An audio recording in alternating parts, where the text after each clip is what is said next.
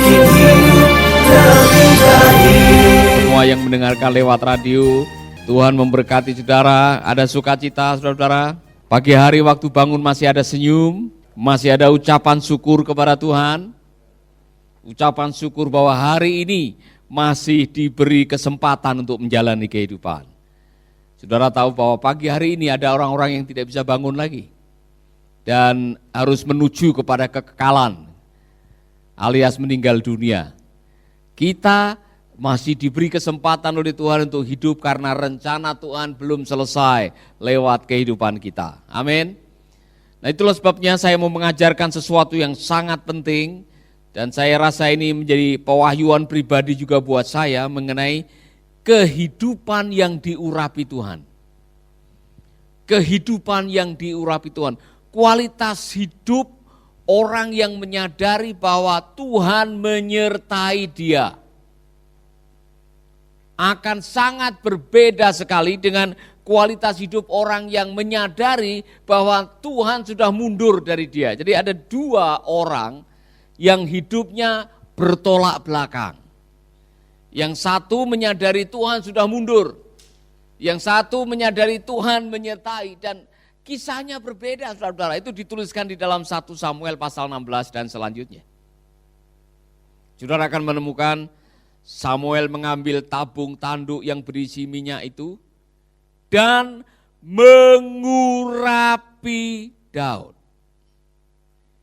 Di tengah saudara-saudaranya, sejak hari itu dan seterusnya berkuasalah roh Tuhan atas Daud. Jadi validasi seorang yang diurapi, kalau saudara pengen tahu orang yang diurapi itu seperti apa. Orang yang diurapi adalah orang yang disertai oleh roh Tuhan. Jadi di sini dijelaskan oleh penulis, Samuel mengambil tabung tanduk yang berisi minyak itu dan mengurapi Daud di tengah-tengah saudara-saudaranya. Sejak hari itu dan seterusnya berkuasalah roh Tuhan atas Daud. Saya bertanya-tanya, waktu saya membaca ayat ini, tahu tidak bahwa urapan itu akan menggantikan atau urapan yang diberikan kepada Daud adalah penunjukan bahwa Daud akan menjadi raja. Saya mau tanya kepada saudara-saudara, kira-kira Daud sadar atau tidak waktu itu bahwa dia akan menjadi raja? Belum. Sebab tidak ada satu kalimat pun dalam percakapannya Daud bahwa dia menuntut haknya. Saya sudah menjadi raja. Dia tidak. Bahkan dia merasa sedikit seperti tidak layak untuk tinggal di istana, saudara-saudara. Jadi kalau saudara membaca berikutnya, lalu berangkatlah Samuel menuju Rama. Kemudian ada kalimat di situ, roh Tuhan sudah mundur dari Saul. Dua kehidupan yang kontras yang sedang ditulis oleh penulis Alkitab untuk mengajar kepada kita. Orang yang ditinggalkan oleh roh Allah, apa yang terjadi? Stres. Kata yang dipakai roh jahat yang dari Tuhan, itu adalah distress spirit. Jadi orang yang stres. Saudara bisa membayangkan orang yang hidup dalam distress. Orang yang stres rawan melakukan yang jahat. Mudah marah, akhirnya dia mudah marah. Mudah iri hati, mudah berpikir yang jahat, rasa terancam, tidak punya rasa aman, was-was, ingin melenyapkan saingannya. Ini orang-orang yang ditinggalkan oleh roh Tuhan.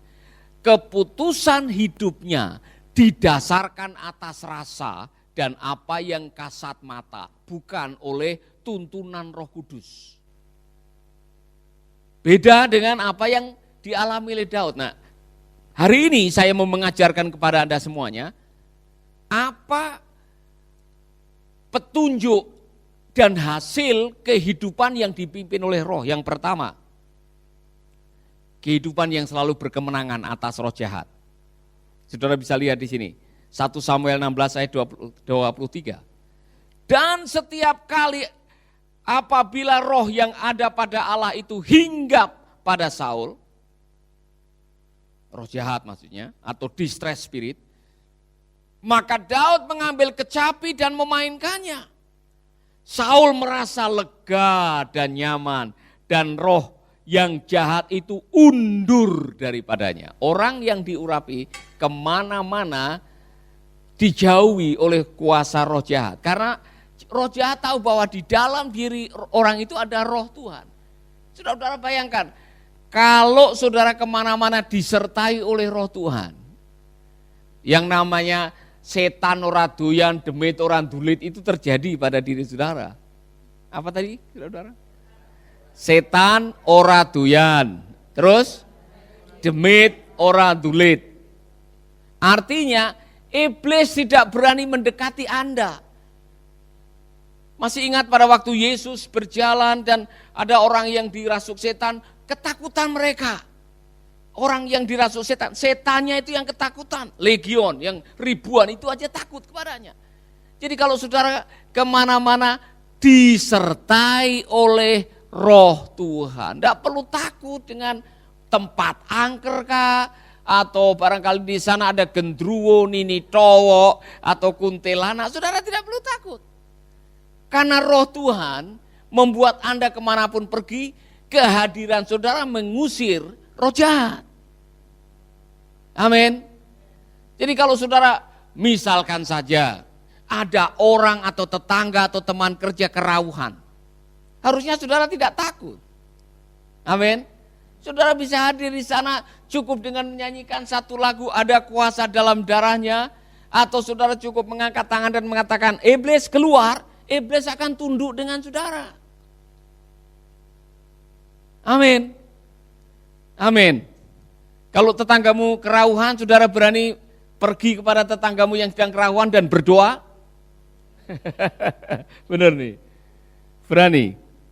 Saya sudah membuktikan, saudara-saudara, saya punya pengalaman yang luar biasa. Mungkin pengalaman pertama kali adalah di Desa Kasembon. Saya dengan mungkin Pak Iwan masih ingat, kemudian ada satu teman saya namanya Sislu Mintu. Kami bertiga, saya tingkat 2 di sekolah Alkitab nih.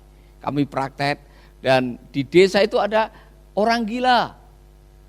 Saudara-saudara, dia suka nyiksa orang, suka melempari orang, dia kemana-mana bawa cambuk. Kali itu saudara, saya dengan iman yang bodoh-bodoh ini, iman yang pokoknya saya percaya dalam nama Yesus, namanya Trimo.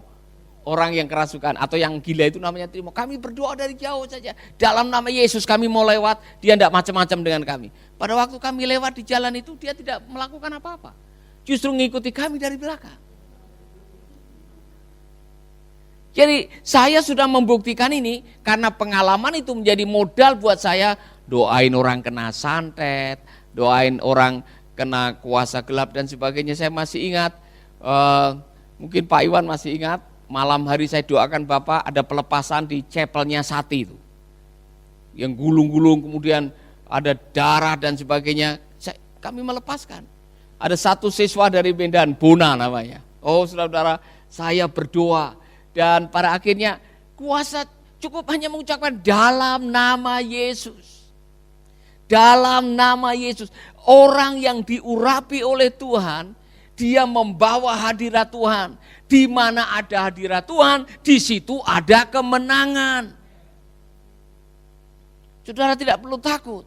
Makanya kadang-kadang saya heran dengan orang-orang yang sudah mengaku Kristen, dibaptis 3 kali, katanya dipenuhi oleh roh, ya kan? Lewat pohon besar aja takut. Iya. Ya. Saudara merinding-merinding, saudara harus permisi, permisi, lewat pohon besar. Saudara permisi sama siapa? Ya kan? Ya kan?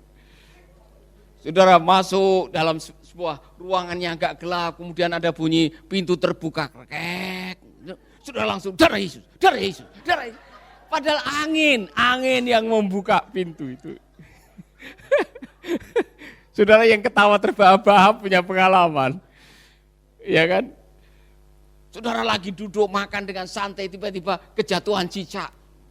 Langsung saudara ketakutan, darah Yesus, ini ada apa nih? Saudara-saudara, Anda tidak perlu takut dengan apa yang namanya mungkin kepercayaan, keyakinan yang tidak ada landasannya. Yang sudah ada landasannya adalah bahwa oleh kuasa darah anak domba dan oleh kesaksian kita, iblis dipatahkan. Saya tidak ingin mendengar, aduh Bapak, kelihatannya kami lagi kena serangan ini. Atau istri saya ini kena santet, dia kabur dari rumah, sudah tidak pulang-pulang, belum tentu. Jangan cepat mengalahkan santet, atau jangan pikir itu santet. Mungkin Anda yang tidak bisa ngurus pernikahan, Anda yang tidak bisa menjaga hubungan. Jadi jangan salahkan iblisnya.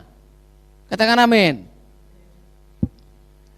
Saudara-saudara, setiap kali roh jahat itu datang, dalam arti yang lain, bukan hanya roh jahat dalam arti iblis, tapi roh distres.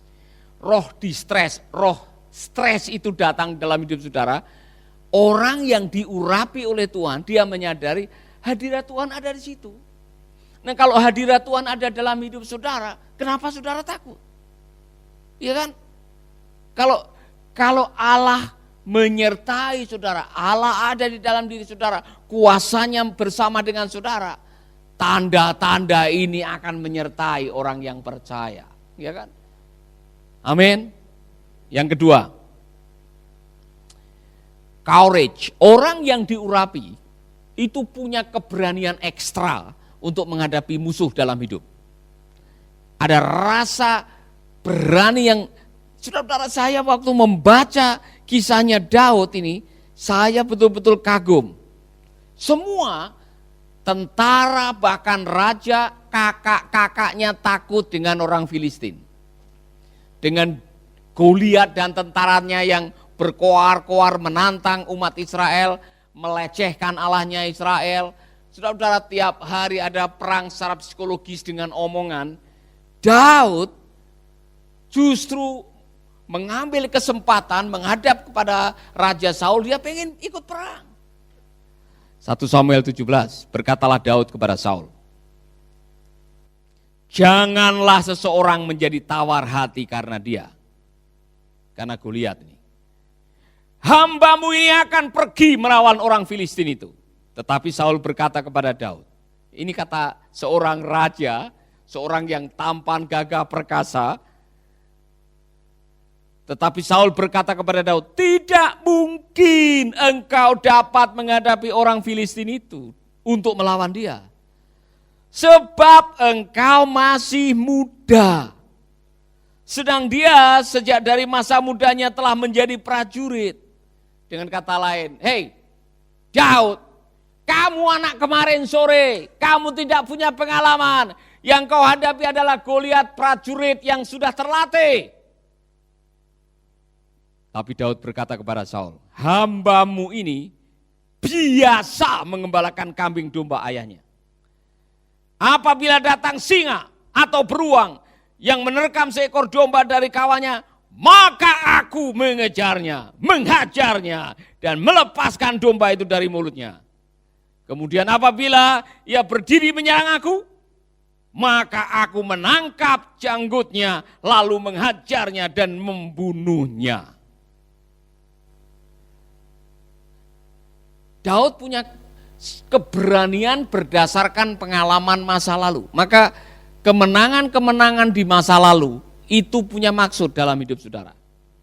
Pencapaian-pencapaian di masa lalu itu memberikan confidence, memberikan sebuah keyakinan dalam diri saudara untuk melangkah yang berikutnya.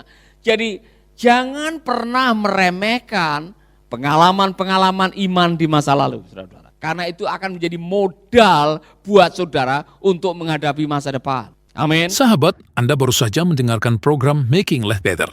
Hubungi kami di 0811 3901 144 atau 0811 3901 140. Mari dukung pelayanan Making Life Better melalui rekening BCA 66 900 30525. Sekali lagi 66 900 30525 atas nama Paulus Wiratno. Terima kasih, Tuhan Yesus memberkati. Making life better, making you lebih baik.